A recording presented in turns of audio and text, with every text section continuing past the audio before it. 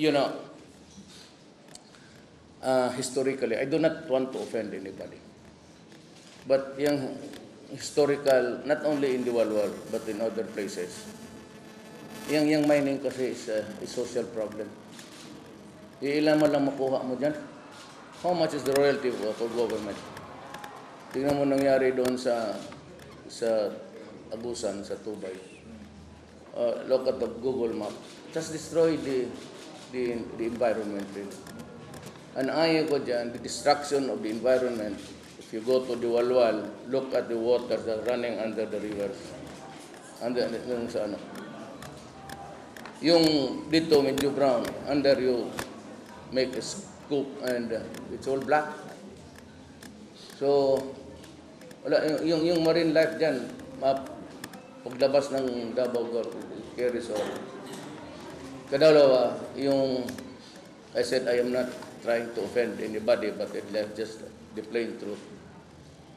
Kaya ang kinabuhi sa tao, di barato ra kayo. Life is cheap there. Mag-ilog sila, they go about confronting where the main arterial vein is. And tapos, buhusan ng gasolina, sindihan yung... It has many lives. Mayroon dyan mga young men from all over the Philippines going there to try their luck there. And they end up with a disaster. Mag-collapse yung tunnel. You go there, ang ibigay lang ng mga tao doon, tag 2,000, langawon pa diya. They don't, I don't know, but something is terribly wrong. I might not really be a prude, pero I do not like things are being happening. Pero masyadong mura ang ano dyan, mag-away sila. Pag magagawan sila ng butas, susunugin yung buhusan ng krudo o gasolina tapos sindihan. Ako, I just kept a distance, but during the time of Arroyo, I was there. So I firsthand, I just really saw how miserable life is. Tawag nila bar down, means the collapse of the town. Bar down ang tawag nila, that's their lingo. Wala. Pag nag-bar down, you are dead forever. And if you are from Zamboanga, Cagayan, you just disappear from the face of the earth and nobody really wants to care about you. Hindi ko matanggap yun. Actually. Hindi ko matanggap yung that kind of social disorder. I may be reckless with my mouth many times, but I've always placed a premium sa dignity sa tao.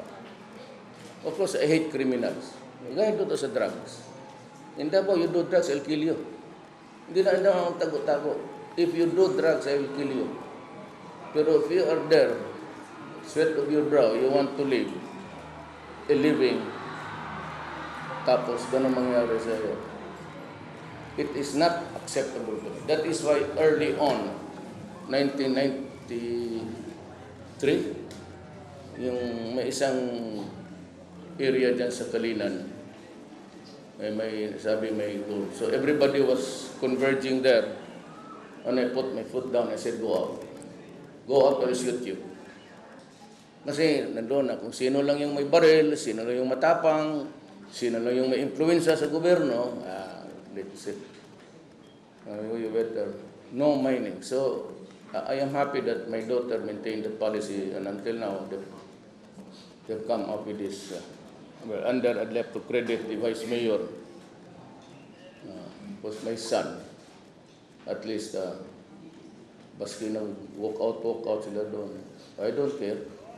There are, labi kasi yan, it's money. So, I cannot really, I'm not saying that they were bought, but for those who made, there's a saying that the hottest place in hell is reserved for guys who maintain their cold neutrality during a crisis. So, wala tapos naman, this is a democracy, it's an exercise of parliamentarian, I just congratulate the council that passed it. Ayaw ko talaga ng mining. It's a cruel thing and it destroys the land. Ang social cost is not acceptable to me. Leave it